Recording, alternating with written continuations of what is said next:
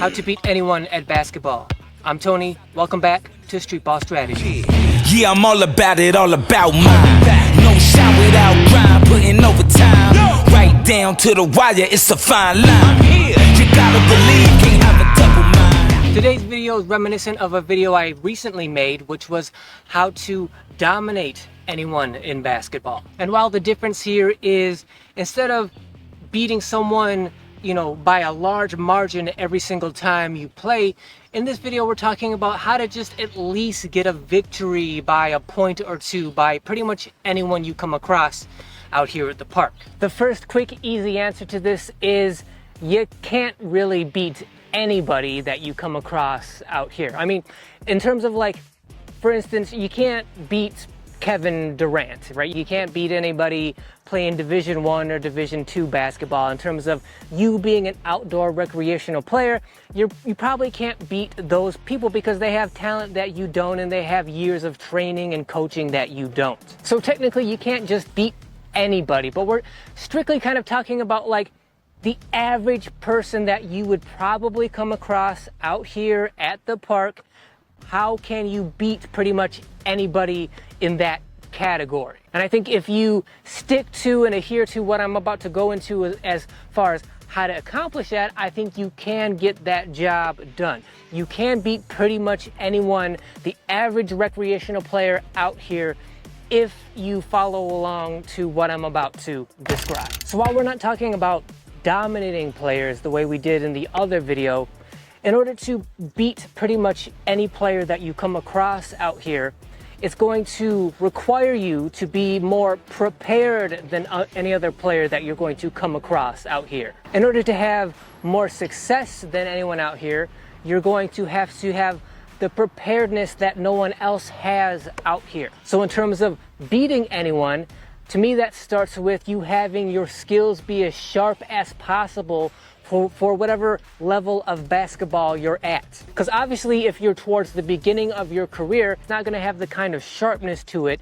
that an advanced player would have. But for whatever level you're at, the skill set that you have has got to be as sharp as it possibly can. So you don't have to have all of the skills in the world. You don't have to have the amount of skills that the advanced players have if you're a beginner, but whatever skills you have got to be on point. Because the idea is you're trying to give yourself the best chance you possibly have to beat anyone that you come across. Whether that be by a little or a lot, the idea is you walk away with a victory. You're not going to achieve that if your skills are mediocre. If your skill level is only average for wherever you are in your basketball process, then you're only going to have average success like everybody else out here at the court that has that same level as you are. But you don't want that. You want to be able to beat anybody. So your skills have to be sharper than theirs. Even if your skill set is the same for everyone out here at your same level, your skills have to be sharper than theirs. Meaning you know how to use your skills, even though they're exactly the same as everyone else around you, you know how to use your skills more proficiently, and you're more ready than anyone else out here to perform those skills than anyone you may be facing. You have to always be ready because you never know who you're going to come across. Maybe someone you play has lesser skill than you. Maybe they have better skill than you, but their better skill is not as sharp as you are. So maybe they have more skills, but maybe they're rustier than you. Maybe they haven't played in a few weeks or a few months, but you've been playing and practicing every day. You're very fresh. Your skills are very sharp. Theirs are kind of rusty and dull, and so if you come across that, even though they may be a better player, maybe they have more skills than you, because your skills are sharper, you stand a much better chance of being able to compete with and or beat them.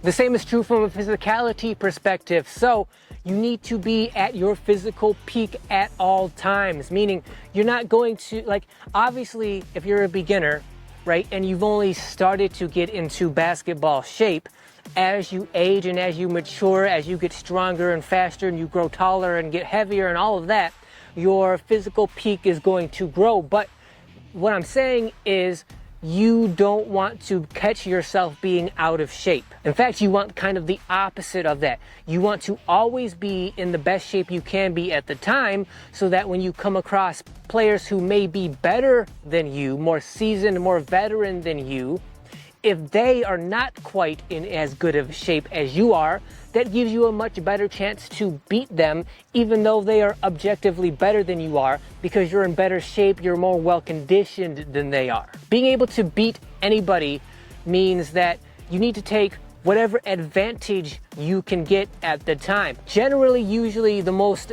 common advantage you're gonna get is somebody being off in some aspect of their game. But if you are on point with every aspect of your game that you possibly can be, and you catch someone who is like out of shape a little bit, like they haven't played ball in a few weeks, in a few months, maybe they've gotten lazy, or maybe they've had an injury they're trying to come back from.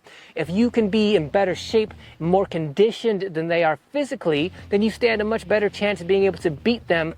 If you're actually in shape all the time and you're never caught off guard, you're never caught being out of shape, but you come across someone who may be better than you who is out of shape, you stand a much better chance of being able to beat them, even though they are better than you. So if you want to give yourself the best chance to be able to beat anybody, you need to have the sharpest skills possible, and you need to be as well conditioned always as possible. Thirdly, and probably most overlooked, is being emotionally prepared. Because just like from a physical standpoint, it's one thing to beat anybody when you first come out to the court and you're physically fresh, but can you beat anybody throughout the entire day, including the end of the day when you're probably tired and fatigued? Are you emotionally prepared to do that? It sounds good when you think about it, when you think about the prospect of doing that, but executing it is way more difficult than you can imagine. Yes, once you've won, you feel great,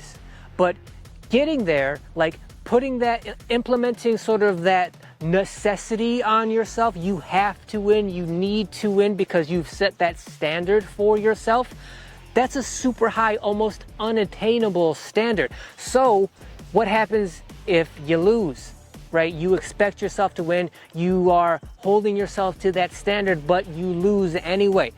Can you emotionally deal with that? Because it's one thing to lose when you're not holding yourself to that standard, when you don't expect kind of perfection from yourself. When you lose normally, it's like, well, it sucks, but it's like that's part of the game. Like you're going to lose, it's going to happen. So it's part of the game, so you just kind of expect it and deal with it normally. But when you set the standard for yourself, like I'm trying to beat anyone, but then you lose, are you emotionally prepared to deal with that? Like, are you going to pout?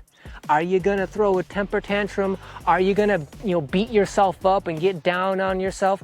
Or are you going to continue to grind and work harder and get better and learn from your mistakes? Because it is very possible that if you lose, you could get down on yourself, beat yourself up emotionally, and by doing so, you're going to impede the success that you may have had going forward. You were too hard on yourself. So are you emotionally prepared? Are you emotionally mature enough to be like, okay, I won this game. I only won it by a couple points because it was a really tough game against really tough competition, but I pulled it out. I do feel proud of myself, but let's not get too carried away because I did only kind of just squeak by. Are you emotionally mature enough not to get too arrogant about beating someone who, by a lot, who you probably should have beaten because they weren't as good as you? My point is, like, when you do win, whether it's by a lot or a little, whether it's against someone you should have beaten or whether it was against someone who probably should have beaten you, are you emotionally prepared and mature enough to sort of stay even throughout that process? Because if you get too high or too low when you lose, you're not going to make the kind of progress you want and have the kind of success you're looking for. The ideal thing is to sort of stay even keel throughout that whole process, whether you win or whether you lose. Lastly, and having to do with emotion, is to be a good sport. Meaning whether you win or whether you lose, you should be a good sport about it either way. At the beginning, when you're trying to do this, when you set this kind of goal and standard for yourself to try to beat anybody, you're probably gonna lose way more than you win. That's part of the game, part of the process, right? But when you're going through that losing process, be a good sport, right?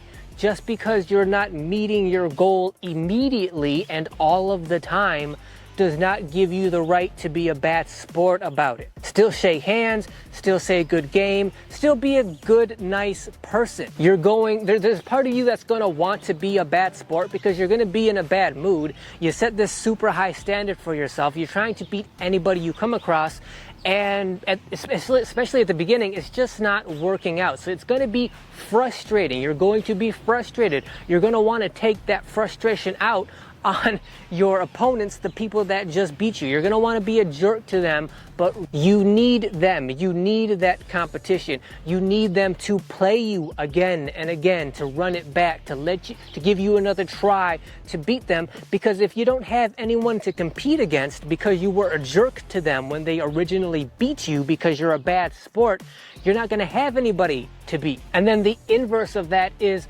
when you finally do get to the point where you do start to win a lot and it seems like you're just beating everybody that you come across, no matter who they are, no matter their skill level, try to be a good sport when that happens as well. Don't be arrogant, don't throw it in their face. Like it's very easy, it's very common to become a bad sport when you win, when you beat someone, like especially if it's never really happened to you before, and you're just only getting to the beginning point of beating people, beating players who like you thought were better than you, who you thought, they should beat you. They're better than you. You expect to lose to them because it's kind of just, it's obvious that they're better than you. But because your skills were sharper than theirs, you were more physically in shape than they were, you were more emotionally mature and prepared than they were, whatever it may be, even though they are probably better than you and probably should have beat you, you ended up beating them. Don't be too arrogant about it. When it first starts to happen, you're gonna kind of want to throw it in their face like, ha, I beat you. You should have beat me, but you didn't because I'm better than you. Like I played better. I made better adjustments than you. I tried harder than you. Whatever it is, like you're gonna kind of want to throw it in their face. Like I should have lost, you should have won, but I beat you because I tried harder in these areas. You're kind of gonna want to throw that in their face. That's human nature, that's competitive nature, but try to resist that as well. Be a good sport, wish them a good game, run it back with them if they want to run it back. Just treat them the way you would want to be treated if you had lost to them and if you were the better player. Try to put yourself in the loser's shoes. Like, how would you want the winner to treat you if they beat you in a game? How would you want them to behave towards you if you're the loser? You want to cultivate as many good relationships out here as you possibly can because you want the competition, you want the teammates, you want people to have a good impression of you. You want as many people to have a good picture in their mind about you as possible. So always be a good sport because you need those teammates. You need that competition. The more teammates, the more competition you have, the more experience you get, the faster, better player you're going to ultimately be. So those are the basics of how to beat anyone out here at the park. I want to thank you guys for watching. If you like this video, if you found it helpful, if you think it's going to help you in your quest to be able to beat anybody out here at the park, then please subscribe to the channel. And let us know down in the comments, when you are trying to beat pretty much anybody out here,